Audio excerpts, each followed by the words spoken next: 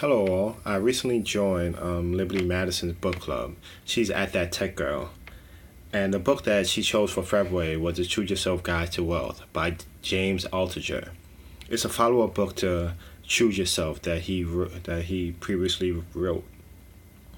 What I like most about this book is that it provides actionable steps toward reaching a specific goal, or wealth as the title specifies.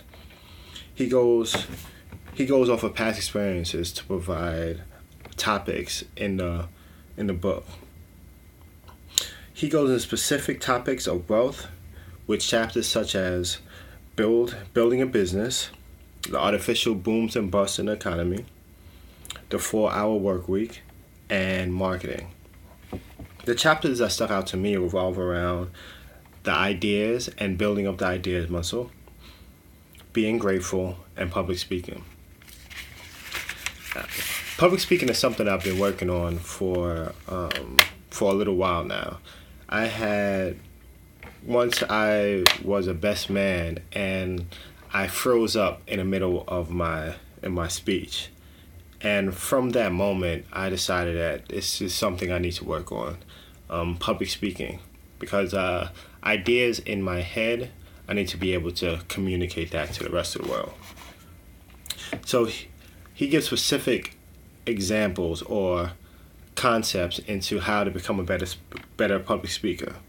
One of which is to watch comedians. And you can watch comedians for their pitch, how they move around, and their timing.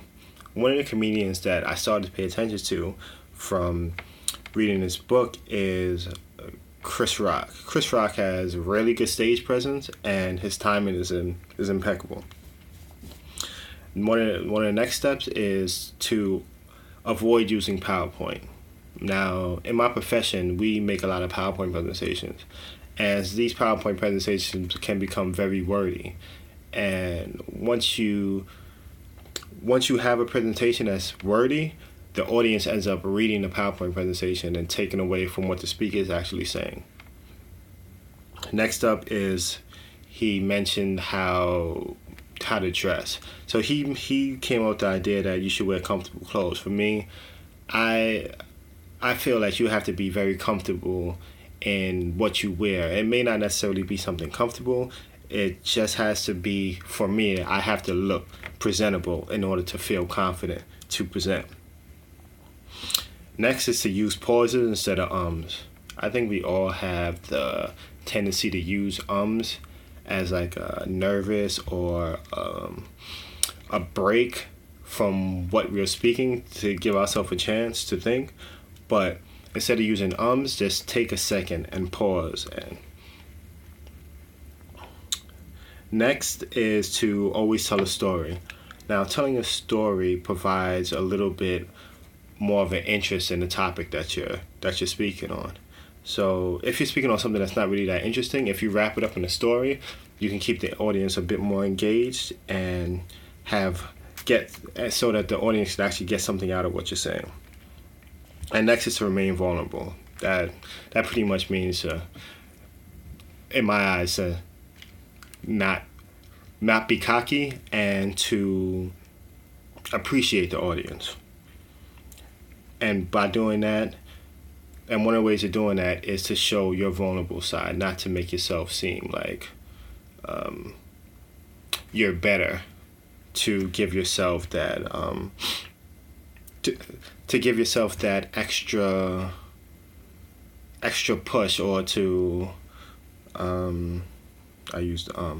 or to validate yourself. The next section of the book that really was interesting to me was on his concept of ideas.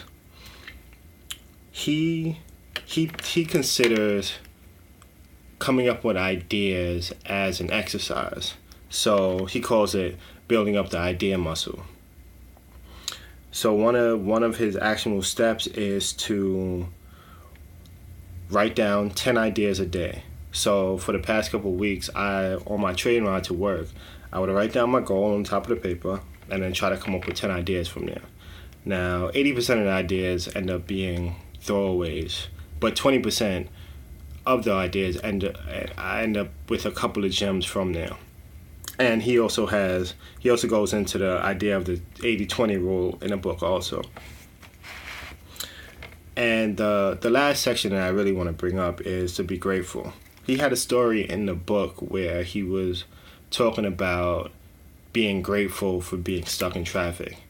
And what I take away from that is, no matter the situation, try to make that negative situation a positive situation.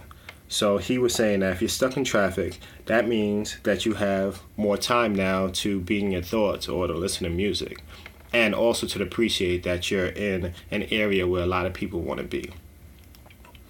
So, and also, if you feel anxious, you can replace that anxiousness with gratefulness, like with feeling grateful for different things that you have in your life. And if you have the anxious feeling, he was saying that every morning that you wake up, you can come up with 3 things to be grateful for, and that would help with your anxiousness. So I would definitely recommend this book to anybody that has specific goals or things that they're working toward. And I think we all have that. It's just that some of the times we may not have the inspirational push to get there. So I would actually say this book is a good read for everybody to get to. Thanks a lot, Liberty, for introducing me to this book, and I look forward to the next book.